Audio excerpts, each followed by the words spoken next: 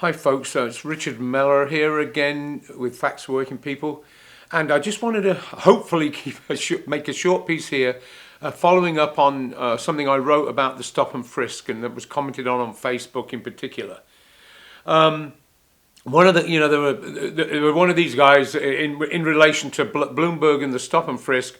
He says, well, that's where all the crime is. That's exactly what Bloomberg said. He's just mimicking what Bloomberg said. That's where all the crime is. Well, what crime are we talking about? Are we talking about the harassment of workers on the job that goes on day in, day out, violation of workers' rights every minute of every day?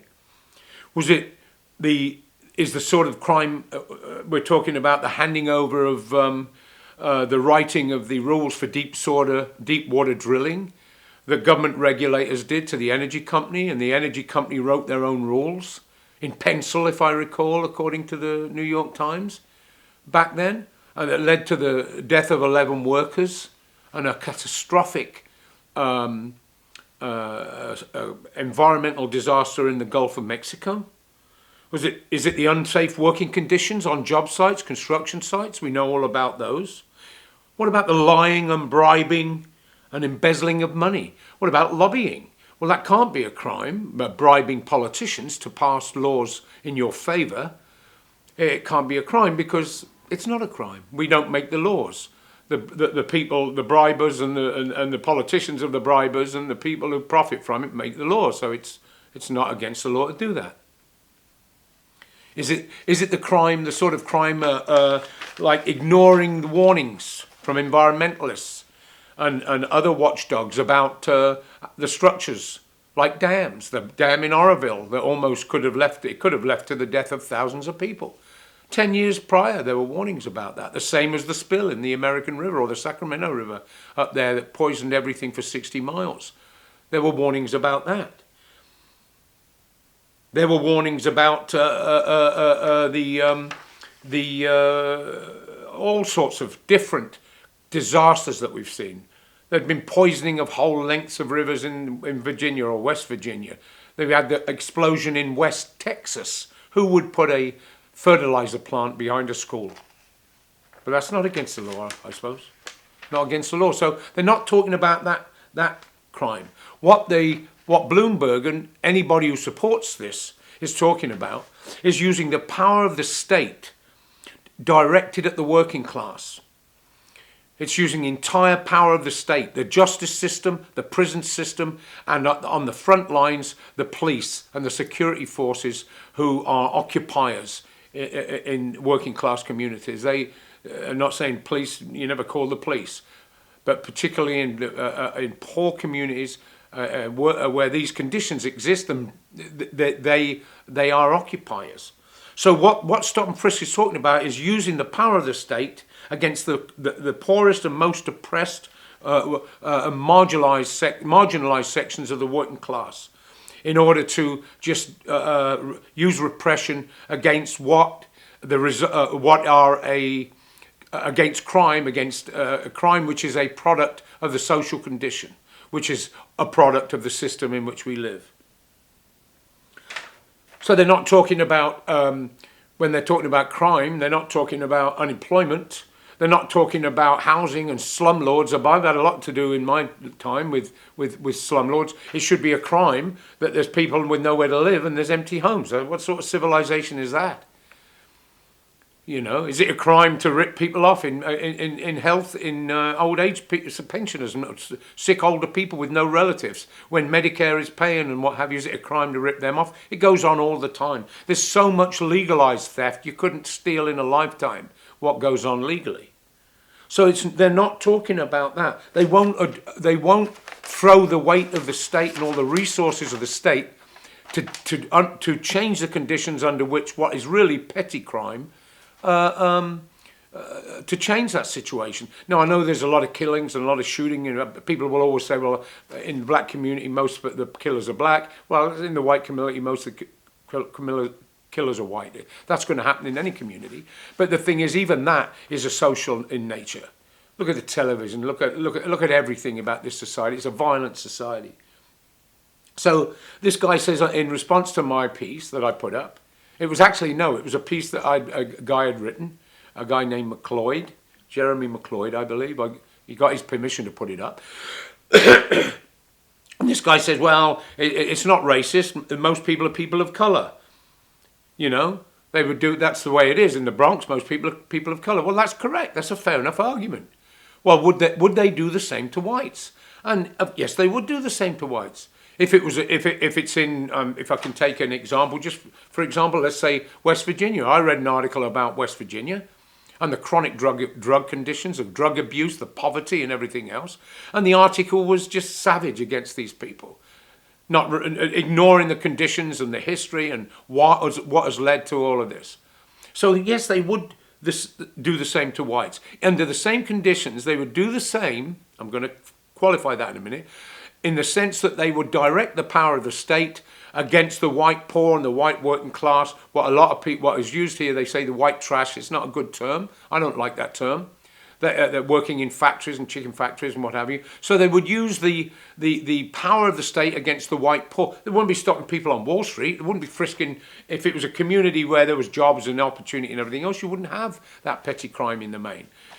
But if you did, and it was similar, but there were white faces, yes, they'd use the power of state against that section of society who are abandoned or are degraded, who have no opportunity. That's how they would respond to a social, a crisis that is social in nature. So if you side with Bloomberg, if you side with the state, if you side with the politicians on that question, you're attacking your own. If you're a worker, you're attacking your own class. And you know they talk all about the war. Oh, if you defend Afghanistan, or if you pull the troops out, you're a traitor. Well, you're a traitor if you join with them in supporting things like stop and frisk, and not our prisons are full because they use the state against the working class that are abandoned by capitalism. So what is the difference in relation to the working class, to the whites? Yes, they would attack the white poor, but they have to always they would respond to it differently because of racism in this country. And it's not because they like poor whites. Is that this country, the social basis of undermining the power of the working class has been colour. Has been a race, they call it a race, the white race, the invention of the white race. Whenever did Irish people in history be considered the same as English people by the English bourgeois? The Irish were the savage race. All of the things I heard about black people, I heard about Irish people long before I heard about black people. Breed too much, lazy, dirty, have too many kids, ignorant, all of those things that you hear about black people.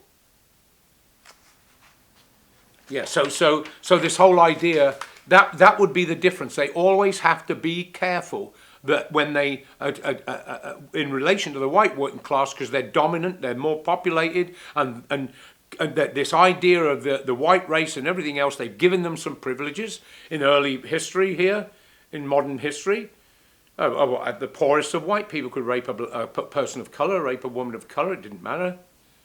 They couldn't testify against you. I read once in Texas there were something like 1,000, I think it was 1,000 in 1866 or something, lynchings, or 1,000 white men indicted for killing a black man, and there were no convictions. One gave some of the reasons, didn't tip his hat, this sort of thing. So they said to the white worker, and look up. Read the second volume, if you don't read it all, of the both volumes of Theodore Allen's Invention of the White Race. It's crucial to understanding how that arose and everything else. And the thing is, we have to look at it that way with everything. The immigrants that come here, why do they come here? People will go through hell and high water, and they do to come up from the global south. They don't come down from Canada. There's a reason Irish people are all over the world. They were fleeing British colonial violence. They came into England. They came here. I mean, 1 in 4 of them left. There was no famine either. It was a hunger. They were exporting food, British capitalism. That was British capitalism's first colony. So whenever you hear people, I can't stomach, especially when working class people jump on that bandwagon, there's crime committed there. That's a crime. There's 2 aspects to it. One is you've lost any sense of your class, and you've swallowed whole the ideology of the ruling class in this country that you will attack your own class and the poor. Two, if sometimes it's just that. Most times, if it's people of colour, it's racist as well. Because we're always taught poor people are poor because if they just made the right decisions. And when we talk about blacks, or when I came to this country, I always thought they tried to give me the impression that everything's fine except black people, blah, blah, blah, and that's their fault. So people come up from the immigrants come here in this country because of the role the US has played in Central and South America and Mexico, North America. Mexico's part of North America. And people are desperate and come up north. We want to deal with that question. We as workers have to unite with them as workers and help raise keep us both afloat. It's getting harder and harder for the white racist ruling class in this country to keep that white privilege that it gave. And I'm talking about it mostly on the question of colour privilege, because of the crisis of capitalism. Life expectancy of whites is declining, the opportunity is declining. It's harder for them to do that. And as I say, please take the time to read the Invention of the White Race. The second, I'm just almost done with the second. I thank Jeffrey Perry for pushing me to read that.